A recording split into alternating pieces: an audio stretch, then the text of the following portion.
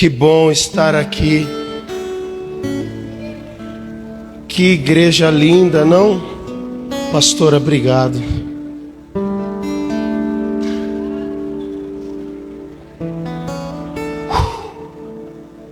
Que igreja linda, não?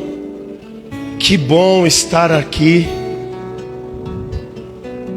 Às vezes nós somos convidados a ficar em casa, né? Uma preguicinha, não dá? Seja honesto.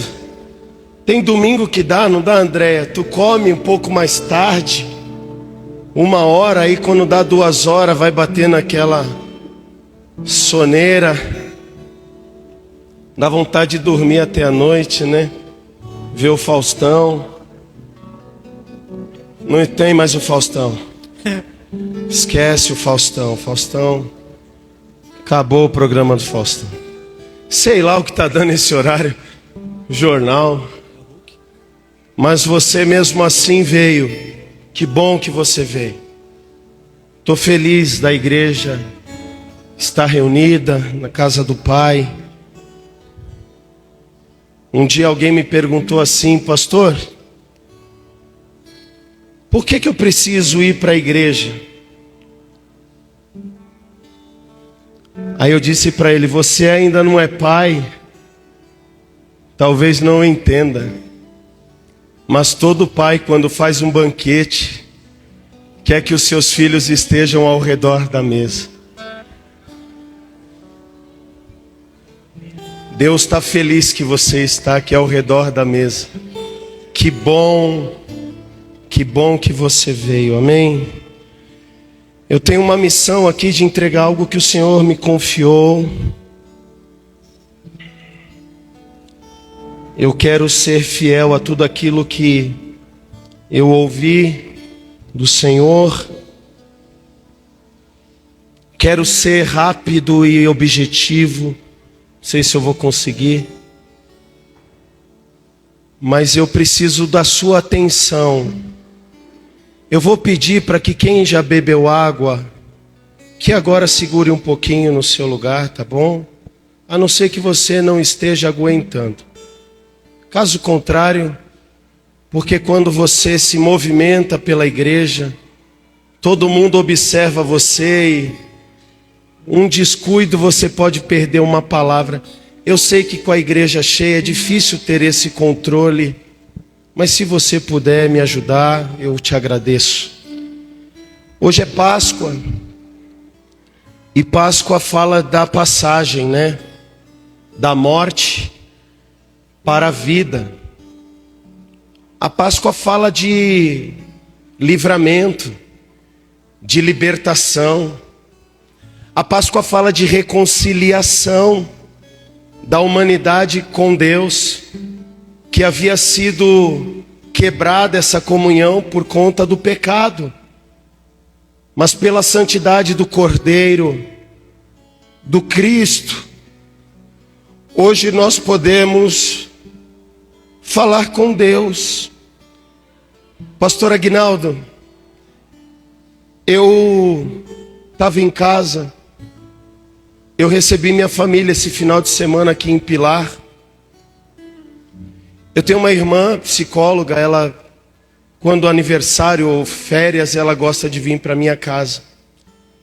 E toda vez que ela vem, a gente tem um tempo de mesa. Ela, apesar de não frequentar a igreja, acredita no Cristo e no seu poder salvífico. E eu estava falando acerca das coisas de Deus com ela. E falei para ela assim: Cris, o nome dela é Cristiane. E a origem de Cristiane vem do cristianismo. E eu falei para ela: Cris, as pessoas vão para a igreja procurar a Deus porque não encontraram com Deus dentro de si. Nós não vamos para a igreja para procurar o Senhor. Nós vamos para adorá-lo porque sabemos quem Ele é. Isso aqui é a prestação de um culto àquele que é digno de toda honra e de toda glória. Por isso estamos aqui. O receber alguma coisa é o curso natural das coisas. Mas nós não viemos pedir, nós não estamos interessados em suas mãos. Nós estamos interessados na sua face, no seu caráter, em quem Ele é, na sua realeza, na sua soberania, no seu poder. Estamos aqui curvados, apesar de sentados em pé, nosso coração está prostrado aos seus pés, porque Ele é o dono, o autor e o consumador das nossas vidas. Falei para ela assim: Cris, nasceu uma palavra daqui, eu vou pregar qualquer dia desses, porque hoje o tema, apesar de Páscoa, é o Espírito Santo. E alguém hoje, Dani, me disse: não pode acabar essa série. Tem gente que queria estar pregando nessa série, não pôde. Mas eu disse assim: Cris, imagine você, olhe para mim aqui. Imagine você, isso aqui o Google vai ficar encucado com o que eu vou falar. O Google vai pôr isso na primeira página das redes. Nós, escute, nós estamos mais perto de Deus do que Adão e Eva.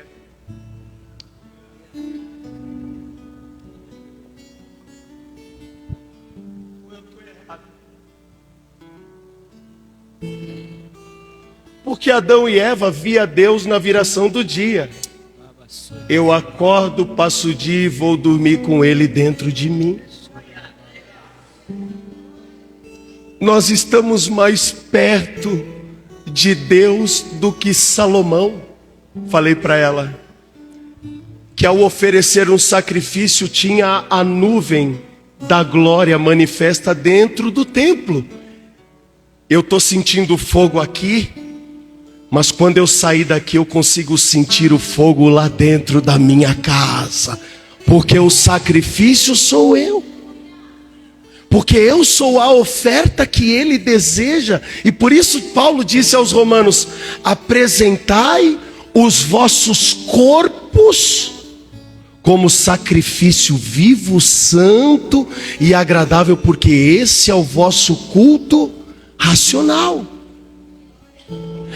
E como é que pode alguém que tem Deus dentro de si passar uma noite de solidão?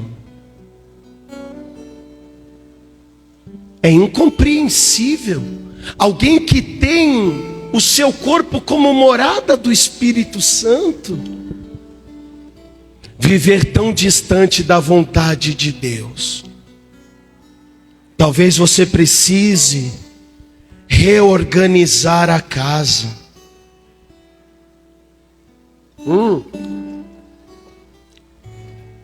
Talvez o que está faltando é um pouquinho mais de comunhão com Ele e contigo mesmo.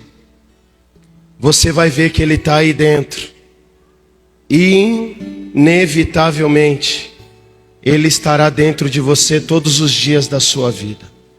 Amém? Eu quero ler um texto de Lucas 4, a partir do verso. Eu vou falar de Páscoa junto com o Espírito Santo, pode ser? Para não perder nenhum dos dois. Vamos lá então, Lucas 4. Eu vou ler a partir do verso 14. Meu Deus, que presença maravilhosa. Então Jesus retornou para a Galileia no poder. Eu brinco que Jesus já é Jesus, cheio do Espírito Santo, é demais, não? No poder do Espírito. E por toda aquela região se espalhou sua fama. Ele ensinava nas sinagogas e todos o elogiavam. Ele foi a Nazaré, onde havia sido criado, e no dia de sábado entrou na sinagoga como era de costume e levantou-se para ler. Foi-lhe entregue o livro do profeta Isaías. Abriu-o e encontrou o lugar onde estava escrito o seguinte, 2 pontos. O Espírito do Senhor está sobre mim. Por quê? Tem um porquê que Ele está sobre mim. Porque Ele me ungiu, me capacitou. Ele me deu uma missão, um encargo. Ele me ungiu para pregar. Ou seja, me ungiu por quê e para quê? Está sobre mim porque me ungiu com um propósito. Escute, me ungiu com um propósito. Não me deu a conhecer o seu Espírito por acaso. Não me deu talentos por acaso. Não me confiou dons por acaso. Me confiou um propósito para que eu o cumpra. Me confiou o seu Espírito para que eu pregue. Eu tenho um propósito. Ele me ungiu para pregar boas novas aos pobres. Ele me enviou para proclamar, e a palavra proclamar no dicionário significa tornar público. Não é para mim, é para os outros. Me deu uma missão de tornar público a grandeza, a soberania, para proclamar liberdade aos presos, para a recuperação da vista aos cegos, para libertar os oprimidos e para proclamar o ano da graça do Senhor. Amém? Só até aí. Eu anotei aqui 5 evidências do Espírito Santo na vida de um homem. Amém? Por quê, pastor? Porque o Espírito Santo, ele habita dentro de nós e isso foi conquistado com um preço muito alto, um preço de cruz. E ele veio habitar dentro de nós para que nós dessemos o fruto que ele deseja. Observe que uma árvore, ela não é conhecida pelo seu tronco. Uma árvore, ela não é conhecida pelas suas folhas. Uma árvore, ela não é conhecida pelas suas raízes. Uma árvore, ela é conhecida pelos seus frutos. Então entenda uma coisa, escute isso aqui, carregado de amor. Escute isso que eu vou lhe dizer, carregado de amor, meu irmão. Deixa a palavra de Deus hoje transformar a sua vida. Se você ler os 10 mandamentos, você vai observar que um deles é não usar o nome do Senhor em vão.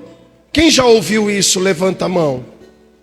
Não usarás o nome do Senhor teu Deus em vão.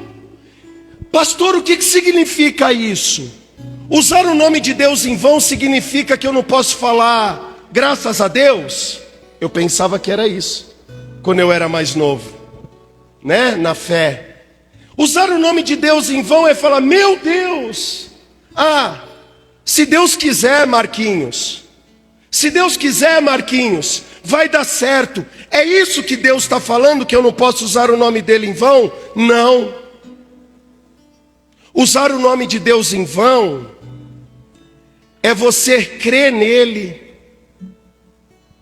é você simpatizar com a palavra dele, é crer na palavra dele, falar dele e não viver o que ele manda. É como se fosse contraditório.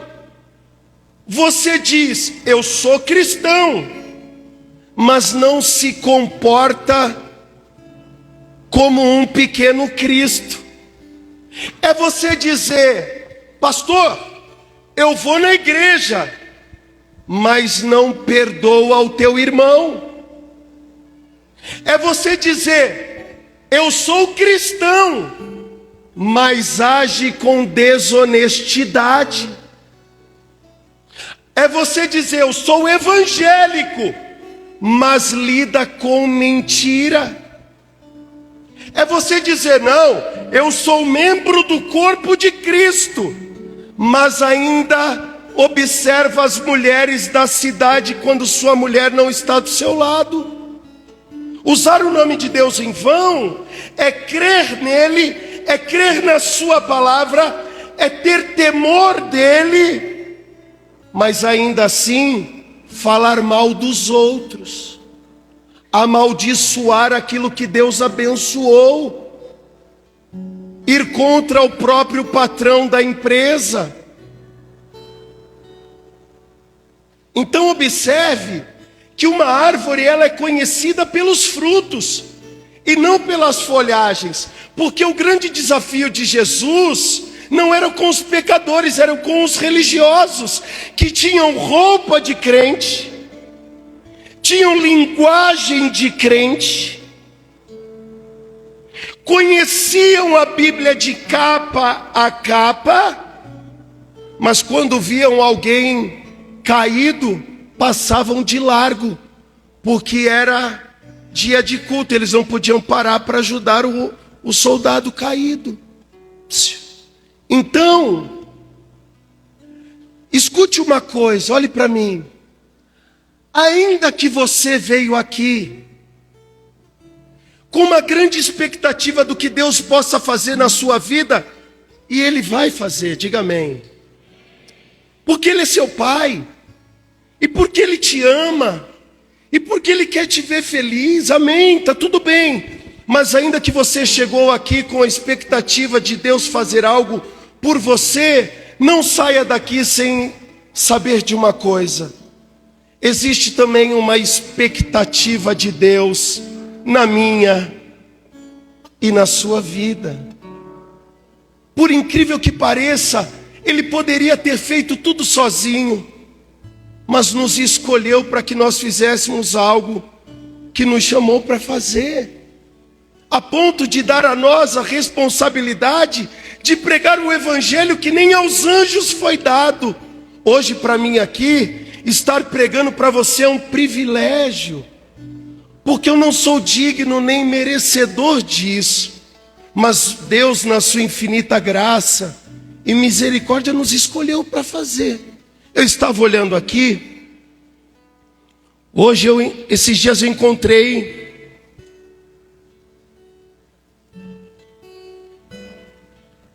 com uma moça que está aqui no mercado, e dei um abraço nela, a pastora Débora deu um abraço nela, e nós falamos para ela, olha, nós te amamos, a porta está aberta, você sabe o quanto você é especial para nós. Fazia um tempinho que eu não a via, hoje ela está aqui. Eu estava falando com o Jonatas ali, André, na porta da igreja, que o André e a Débora, que agora estão aqui com a gente, congregando, vieram para o culto, foi um culto, o primeiro culto que ele veio, depois de uma confraternização que teve na empresa que o Jonathan trabalhava junto com o André, e um convite, hoje ele está aqui. Imagine que Deus tem uma expectativa de que nós como igreja evangelizemos, de que nós como igreja curemos, de que nós como igreja abençoamos a nossa cidade. possamos dar destino aos nossos filhos. Como pais, sejamos exemplo para os nossos filhos, para que dentro de casa nós sejamos facilitadores para que os nossos filhos tenham acesso ao Pai, ao Filho e ao Espírito Santo. Então entenda isso, por favor. Existe também uma expectativa de Deus em nós, de que nós vamos ser o filho que Ele sonhou que nós seríamos. E eu desejo que você saia daqui hoje assim, dizendo para Deus: Pai, pode contar comigo, eu quero agradar e fazer o teu coração mais feliz. Eu quero ser um filho obediente ao Senhor, amém? Eu anotei 5 características de alguém que foi transformado ou que está sendo transformado pelo Espírito Santo. Primeiro, Jesus ele disse: olha, Ele me capacitou, me enviou para pregar o ano da graça do Senhor.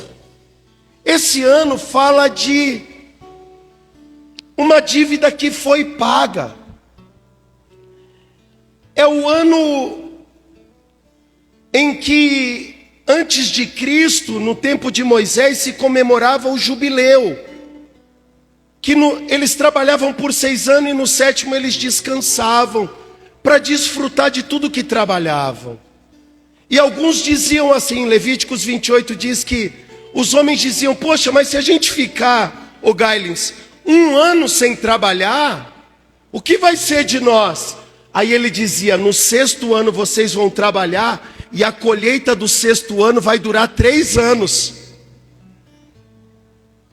Pode descansar. Então Jesus estava dizendo: olha, eu vim dizer para vocês que a dívida de vocês está paga. E quando é assim, a gente joga uma cadeira para o teto, dá um aleluia, né? É a graça, é o ano do favor branco, é uma dispensação. Jesus estava dizendo: olha, aquilo que vocês lutaram muito para merecer, agora vocês não precisam fazer mais. Eu já morri por vocês. Era para vocês estarem na cruz, mas eu já fui. Está pago, já está desenhado. Vocês não vão precisar mais merecer o meu amor. Sabe por quê, irmãos? Olhe para mim. Porque era insustentável. Nem os religiosos conseguiam sustentar a sua aparência de santidade. Porque chega uma hora que nós desmoronamos. Chega uma hora que nós entregamos as nossas armas e dizemos para Deus: Senhor, eu não sei fazer, chega. Eu estou rendido aos teus pés. A partir de agora, toma o governo, toma o controle, toma a direção da minha vida. Então, qual é a primeira característica de um homem que teve um encontro com Deus? Ele recebeu a graça. Ele deixou de fazer o que ele achava bom para viver o que é bom de verdade. Então eu bebia, tomava minha cachaça, tinha minhas namoradinhas, tomava minha Heineken, eu não tomava, era Itaipava mesmo, era o que dava, né? E quando eu tenho um encontro com Cristo, então eu descubro que eu não preciso mais da Itaipava. Aí eu digo: Senhor, a partir de agora eu quero só a água que o Senhor me der, porque só essa água pode saciar minha sede para sempre. Então o primeiro fruto, a primeira evidência do Espírito Santo na vida de um homem é quando ele começa a desfrutar dessa graça, desse favor. Ele aceita esse favor. Ele para de viver com Deus por merecimento e passa a ser filho. E quando ele erra o alvo, que a palavra pecado significa, ele volta para o propósito porque ele sabe que tem um pai apaixonado por ele. Fala um amém aí para agradar o coração. A segunda coisa que Jesus diz, ele diz: olha, eu fui chamado para pregar as boas novas aos pobres. A segunda evidência na vida de alguém que teve um encontro com Deus e com o Espírito Santo e aceitou a graça de Jesus é ter um coração pobre. Eu anotei aqui nas minhas palavras, espero que você entenda. Eu disse assim: a palavra pobreza aqui está relacionada à humildade de espírito. Lembra no Sermão da Montanha, quando ele diz: olha, bem-aventurados os pobres de espírito? Então a pobreza pela qual Jesus se refere é uma pobreza de humildade, de ter um coração ensinável. Eu não sei você, mas você conhece alguém que quando você vai dar um toque nele, ele fala: ei, eu sei o que eu estou fazendo? Você já viu que tem gente que é difícil de você corrigi-lo, porque ele parece que sempre é o dono da verdade, e ele não se rende. Ele crê na palavra, ele sabe que a vida dele está toda errada, mas ele prefere acreditar que aquilo é coisa do pregador, que é coisa da cabeça do pai dele, que fica pegando no pé dele. Tem gente que chega a dizer: ele não quer que eu seja feliz. Mas não é. O pobre ao qual Jesus estava se referindo é um homem de um coração humilde.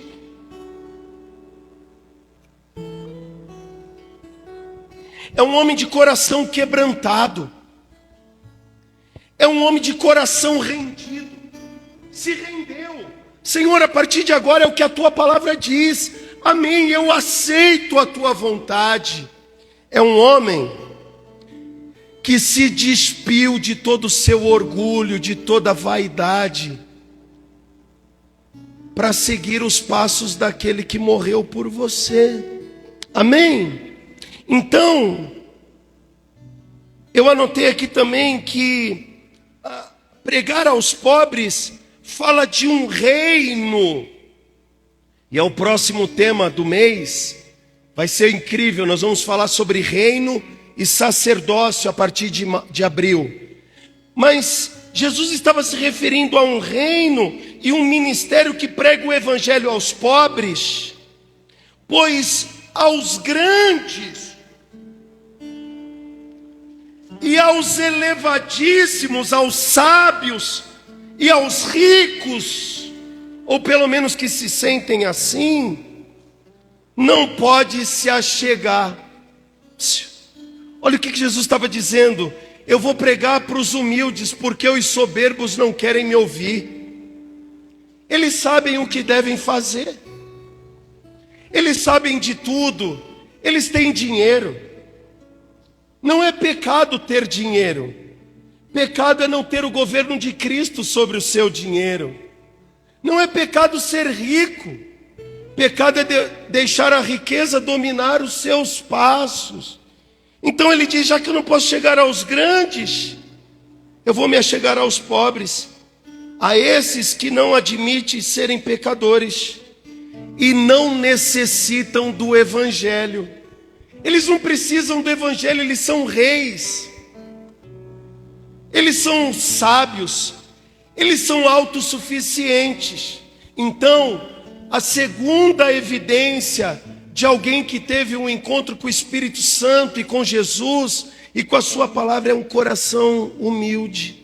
Terceiro, ele disse assim: eu vim para pregar libertação aos que estão presos. A terceira evidência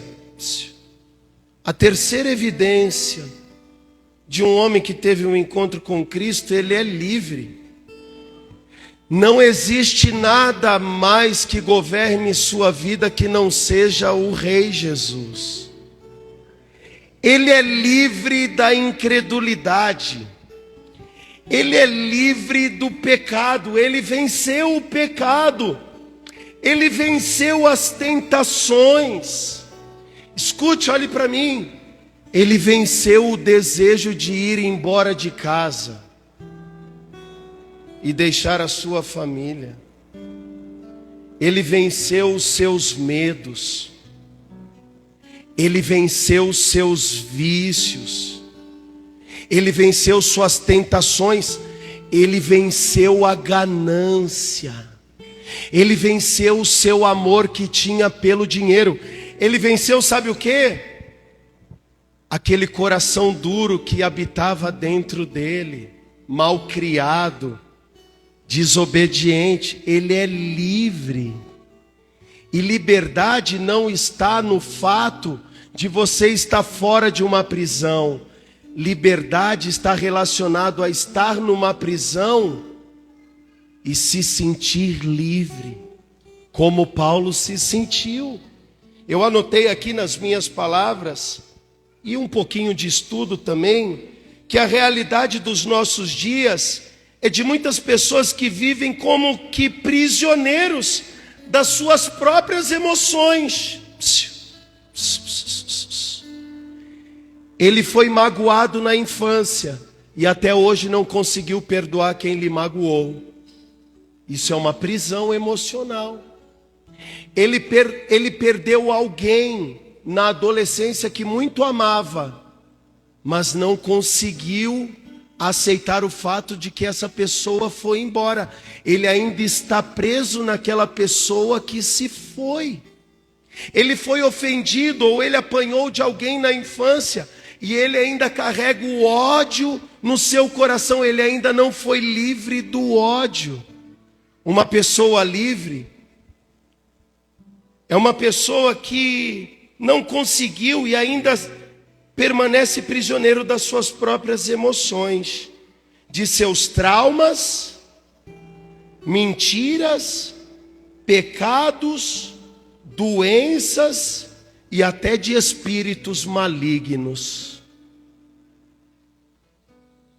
Prisioneiros da sua própria história, vivem uma vida de beleza aparente, mas por dentro estão despedaçados, sem esperança, em busca de algo que alivie a sua dor.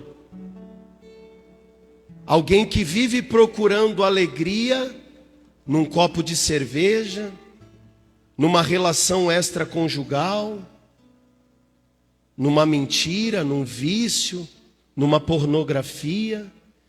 Então a terceira evidência de alguém que teve um encontro com Cristo é quando ela passou pela Páscoa. Ela passou da morte para a vida, da prisão para a liberdade. Quarta evidência, ele disse: eu vim para dar vista ao cego. E para que o reino de Deus pudesse ser conhecido e revelado aos homens, era necessário que os homens tivessem a escama dos olhos caídas. A Bruna pregou aqui. Cadê a Bruna? A Bruna pregou há mais de um ano atrás aqui, o Salmo 119, verso 18. Eu não esqueço. Davi, ele disse assim: Senhor, tire as escamas dos meus olhos, para que eu possa contemplar as maravilhas da tua lei.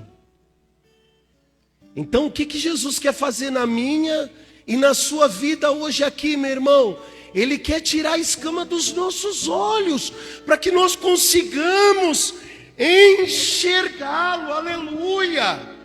Para que no meio da tempestade você consiga crer que Ele está vindo caminhando por sobre as águas. Para que no meio do caos você não se sinta sozinho, você olhe e enxergue que Ele está contigo. E por último, ele disse: eu vim apresentar a eles, a vocês, a alegria das boas novas. Amém? O que é isso? Eu anotei aqui. Essa eu anotei, vindo para cá, cheguei aqui e complementei. Veio na minha cabeça assim. Por favor, redobre sua atenção, porque isso aqui é poderoso. Os dias mais difíceis de um homem de Deus, os dias mais difíceis de uma mulher de Deus, não se comparam com a paz dos melhores dias da vida de alguém que anda sozinho sem conhecê-lo. Pode ter certeza do que eu estou falando. É melhor o vale com Deus do que os montes sem a sua presença. Está escrito: é melhor o pouco com Deus do que o muito sem o seu prazer. E quem disse isso foi Salomão, um homem que tinha muito. Ele entendia que a riqueza dele não estava nas suas conquistas. Ele entendia que a riqueza não estava no palácio. Ele entendia que prosperidade não estava relacionado aos seus monumentos de ouro, mas que a verdadeira riqueza estava na presença de Deus. Quem ensinou isso a ele? O seu pai Davi, que disse no Salmo 84: mais vale um dia em tua casa do que 1000 dias em qualquer outro lugar. A quinta evidência, escute e eu encerro. A quinta evidência de um homem que teve um encontro com Deus é a alegria.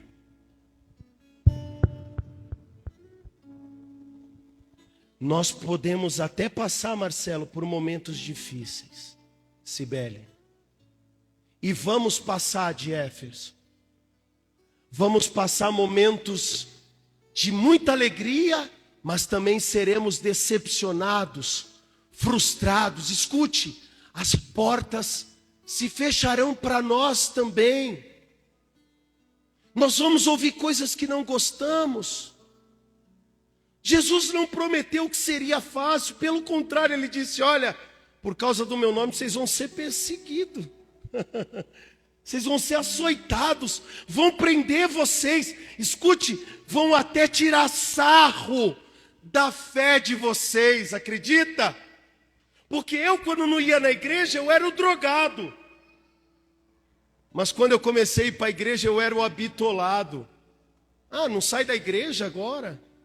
Agora tudo é Deus, tudo é o pastor. Agora está dando dízimo.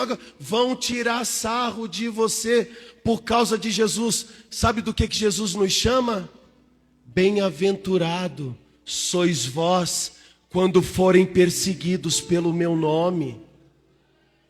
Sabe quem é que critica a sua fé? Quem está de fora observando porque não tem coragem de se juntar a nós. Deixa te chamar de bitolado, deixa chamar você de crente chato, porque tudo que você fala agora é igreja, é pastor, é Bíblia, é os irmãos, é glória a Deus, agora tudo que você fala é o sangue de Jesus. Deixa tirar sarro de você. Eu declaro que eles vão precisar de você para conhecer esse Cristo que você encontrou. Eu posso falar? Está gravado, não está? Esse mesmo povo que tira sarro de nós, quando o calo aperta, pede oração para nós. Com I, nós. Não tenha medo de se entregar. Não tenha medo de mandar fazer uma camisa verde limão, escrito em laranja, metálico, que sua vida é de Jesus. Declare para todo mundo ouvir. Porque você foi alcançado com uma alegria que ela não é temporal, ela não é momentânea, ela veio, permanece e vai ficar até que Ele venha para buscar a sua igreja. A quinta evidência de alguém que teve um encontro com Deus é que ele pode até chorar uma noite inteira, mas de manhã ele acorda com paz, com alegria que vem da parte do Espírito Santo. Ele pode até se frustrar com alguém, ele pode até no momento da vida ter um vazio dentro de si, mas quando ele dobra o joelho, dentro de um quarto fechado, o céu se abre para que Deus venha e supra todas as suas necessidades. Vale a pena ser cristão. Vale a pena vir para... Vale a pena participar de culto mesmo. Sou crente mesmo. Tinha uma mulher nos pés de Jesus, chorando, derramando perfume, e tinha um religioso observando e dizendo: nossa, para que... Aonde ninguém iria, foi ele que acreditou. Aonde ninguém acreditava, foi ele que me amou. Quando todos viraram as costas para mim, entreguei minha vida para Ele. Sou crente, estou buscando o batismo com o Espírito Santo, estou dividindo meu dinheiro, estou falando de Jesus nas ruas. E se precisar de mim, pode contar comigo. Eu tenho uma palavra de vida para você. É a evidência, 5 evidências de alguém que foi encontrado por Ele. A quinta e última é essa: alguém que tem alegria no meio da tribulação. Alguém que não deixa barato quando é convidado a se afastar do seu propósito. Alguém que expõe publicamente e sem vergonha que ama Jesus acima de todas as coisas. Não tem como ser cristão e não falar do amor dele para quem está do lado. Não tem como. Todo cristão, todo homem que foi batizado, encontrado por Jesus, ele sente necessidade de levar outras pessoas para andar com ele, conhecer esse Deus. Eu não lembro se foi Filipe ou André, em João capítulo 1, que levou Jesus para conhecer Natanael. Foi um dos dois, Tiago, André, não tem como. A samaritana, quando encontrou, pastor, com Jesus, falou: peraí, deixou o cântaro e falou, foi pela cidade dizendo: vocês precisam conhecer o nosso Salvador. Um homem, é o sexto esse, tá?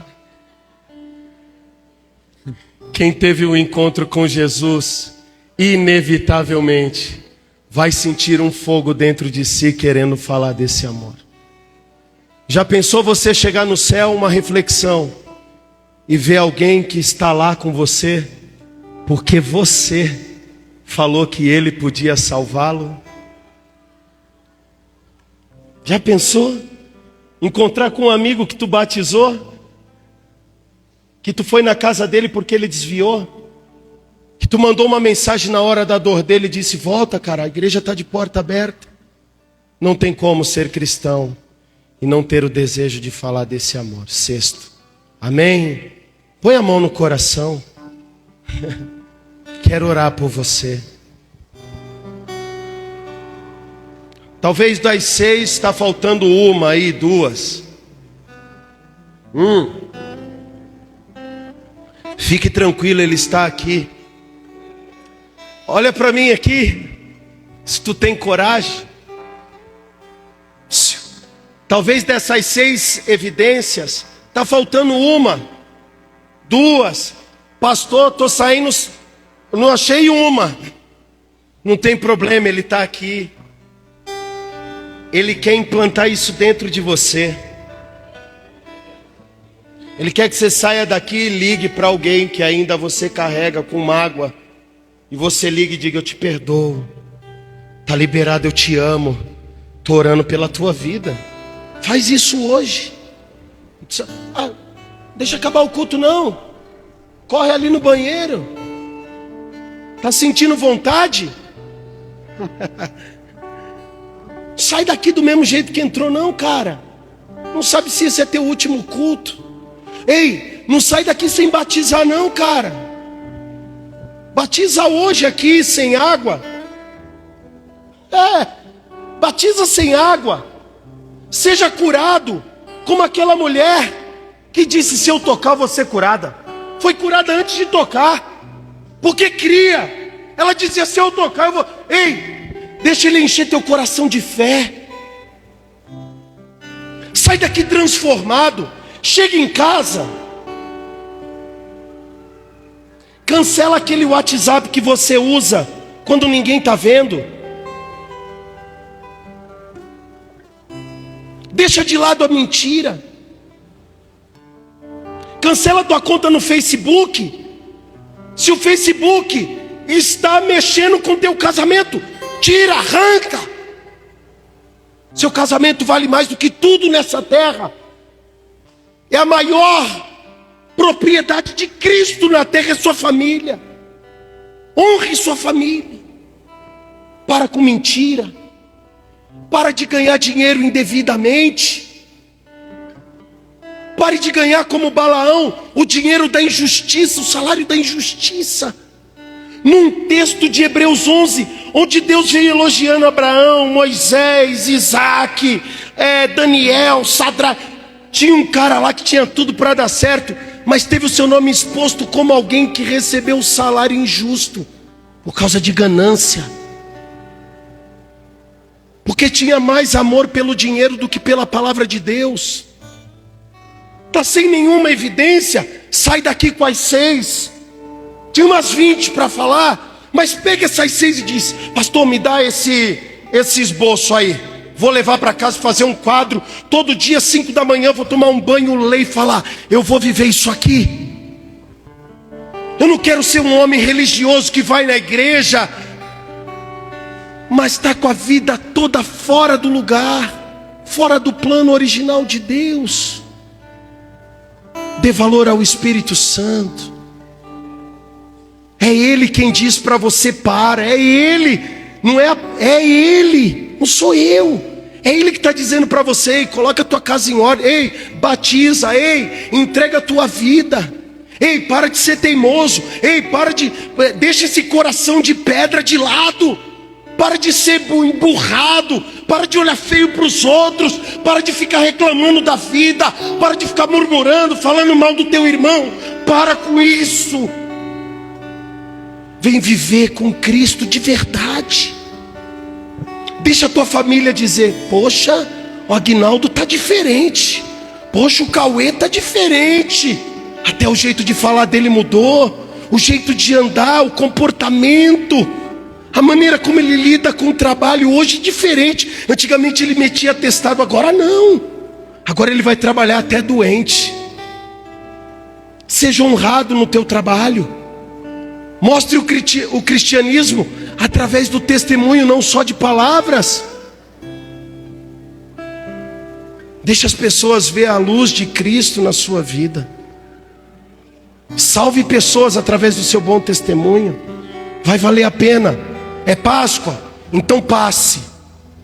Passe do vício para a libertação. Passe da murmuração, é passagem. Passe da murmuração para palavras de boas novas. Você não é pregador de coisas erradas, você é pregador de boas novas. As pessoas precisam ouvir boas notícias de você, não reclamações. Pregue o evangelho, seja usado por Deus. Faça um pouquinho, mas faça com muito amor. Deixa teus filhos conhecer Jesus através da sua vida. Amém?